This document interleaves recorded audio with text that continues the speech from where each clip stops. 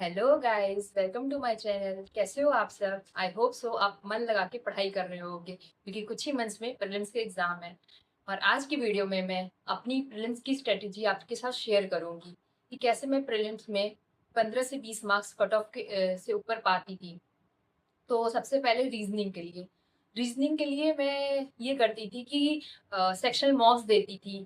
और जैसे full length अगर नहीं दे पा रही हूँ, फुल मॉक नहीं दे पा रही हूँ, तो सेक्शनल दे लेती थी क्योंकि उस दिन मैं मेंस के मॉक्स देती थी।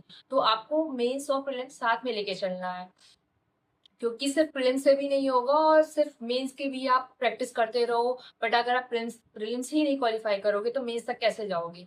सो दोनों ही इम्पोर्टेंट है, तो आपको साथ में लेकर चलना है। तो जिस दिन जैसे मैं मेंस के मॉक्स लगाती थी तो उस दिन मैं कभी रीजनिंग के सेक्शन लगा लिए, कभी क्वांट्स के सेक्शन लगा लिए।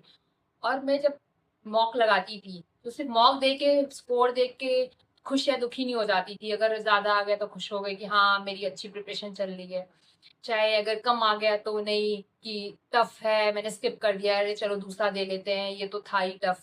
ऐसा कुछ नहीं है, दिया है तो उसको फिर एनालाइज करना है कि क्यों में से ये चीज क्वेश्चन नहीं हुआ।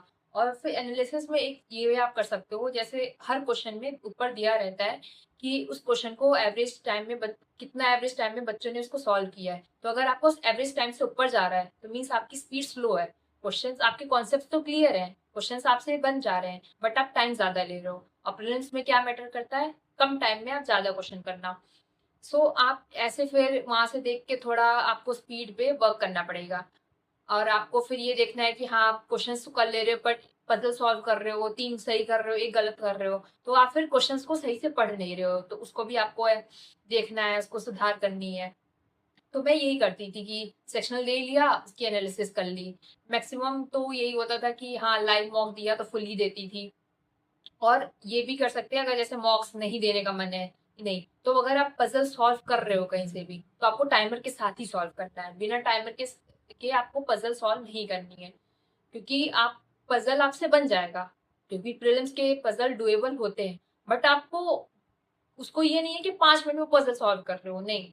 से आपके अगर वो पजल 1.5 से 2 मिनट का है तो आपको उसके अंदर ही आपको उसको सॉल्व करना है। तो ये रही आपकी रीजनिंग की स्ट्रेच। पॉइंट्स पॉइंट्स के लिए क्या मैटर करता है? Calculative speed. आपकी कैलकुलेटिव स्पीड तेज होगी तो आप क्वेश्चन बहुत कम टाइम में कर पाओगे। और जैसे कि प्रीलिम्स में आपके अप्रोक्सीमेशन सिंप्लीफिकेशन ये सब आते हैं, तो अगर आप यहाँ इस क्वेश्चंस को जो पीओ में तो आई थिंक 5 से 6 क्वेश्चन आते हैं और क्लर्क में 10 से 12 क्वेश्चन आते हैं। तो अब आप यहीं से अपना सिलेक्शन डिसाइड करते हो।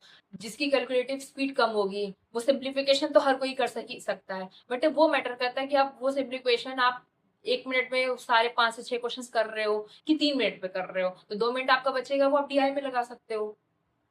सो मैं क्या करती थी, ये मेरी कैलकुलेटिव स्पीड काफी इंप्रूव हुई थी। वो किससे हुई थी? वायरल मैथ्स है नवनीत सर का, अड्डा पे। उनकी मैं डेली सुबह क्लासेस करती थी।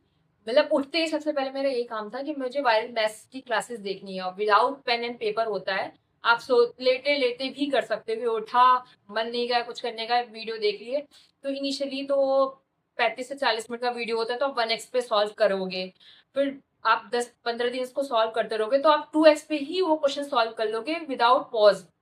सो या आप इसको एक बार करना, मेरे कहने पे आपकी स्पीड पक्का ही इम्प्रूव होगी।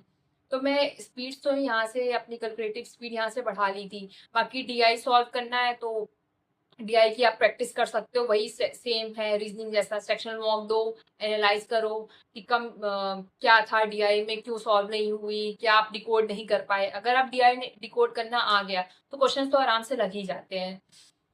तो या ये रही क्वांट की स्ट्रेटेजी। एंड इंग्लिश के लिए तो मेन है आपका एडिटोरियल रीडिंग। आपका अच्छी होगी तो आप इंग्लिश में कर ही लोगे। मेरी सबकी इंग्लिश अच्छी होती है, जिसकी वीक होती है उसके लिए आप ये कर सकते हो, 120 rules of grammar Nimisha ma'am के पढ़ लेना, वो काफी अच्छे होते हैं। और एडिटोरियल क्लासेस मैम की डेली सुबह आती है यूट्यूब पे, वो कर लेना। यहाँ से आपकी रीडिंग की हैबिट बन जाएगी तो आपके क्वेश्चंस हो ही जाएंगे। अब जैसे बहुत लोग देते हैं मॉक दिया, अब आपको ऐसे देखना है कि आपके कौन से टॉपिक्स वीक है। तो आप मॉक देते हो तो आप देखोगे कि क्लोज टेस्ट के क्वेश्चंस आपके रॉन्ग हो रहे हैं, चाहे आप नहीं कर पा रहे हो अच्छे से। तो आप क्या करोगे, उस क्लोज टेस्ट के रिलेटेड आप यूट्यूब पे जाओ, वीडियोस देखो कि क्लोज टेस्ट का क्या क्या क्वेश्चंस है। निमिषा मैम के बहुत सारे वीडियोस पड़े होंगे, उनके सारे कॉन्सेप्ट क्लियर करो, उस पर क्वेश्चंस लगाओ। फिर ऐसे ही और भी टॉपिक्स होंगे, पैराजम्बल्स हुआ, एरर डिटेक्शन हुआ, ये सब नहीं होता है। तो आप उस टॉपिक को देखो, क्या टॉपिक आपकी वीक है, यूट्यूब पे जाओ, उसकी क्लासेस करो, प्रैक्टिस करो, कुछ दिन में आपकी इम्प्रूव हो जाएगी। तो इससे आपकी देखना काफी अच्छी इम्प्रूवमेंट आएगी। आपको अभी तो मेंस के साथ आपको प्रीलिम्स को देखना है, बट जैसे ही आपके 15 से 20 दिन बचेंगे प्रीलिम्स के एग्जाम के, तो फुल फ्लैज आप प्रीलिम्स में शिफ्ट हो जाना, क्योंकि पहले आपका स्टेज प्रीलिम्स ही क्लियर करना है ना, कट ऑफ ही क्लियर करना है। बट अगर आपकी स्पीड नहीं बनेगी तो आप पीछे रह जाओगे। बहुत बच्चे अच्छे होते हैं पढ़ने में, बट उनकी स्पीड नहीं बन पाती है, तो वो नहीं क्वालिफाई कर पाते। तो वो मेंस का आपका कॉन्सेप्ट क्लियर होना, सब कुछ वो नहीं, फेल हो जाएगा ना। फिर आप 1 साल बाद आप दोगे। तो जो ये ट्रिक को समझ लिया कि कैसे आपको प्रीलिम्स को मेंस को सब साथ में लेके चलना है, वो एग्जाम क्रैक कर पाता है। तो बाकी नेक्स्ट वीडियो में आपको मैं मेंस की स्ट्रेटेजी दूंगी, कैसे प्रीलिम्स के साथ आपको मेंस को मैनेज करना है, वो नेक्स्ट वीडियो में आपको बताऊंगी। तब तक के लिए आप मेरे चैनल को सब्सक्राइब करना। Thank you guys.